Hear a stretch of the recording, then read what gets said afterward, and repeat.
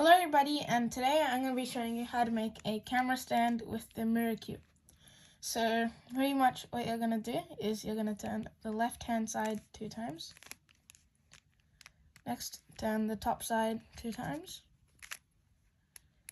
Alright, now turn the middle layer 2 times, like that.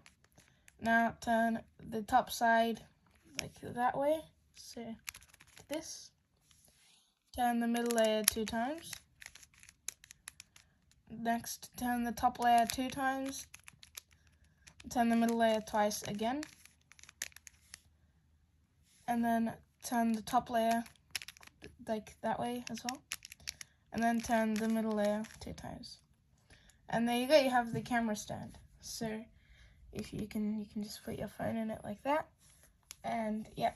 So if you like this video, please make sure to hit the like button, which is right down there, as well as the subscribe button, which is right next to it. And goodbye, see you in my next video.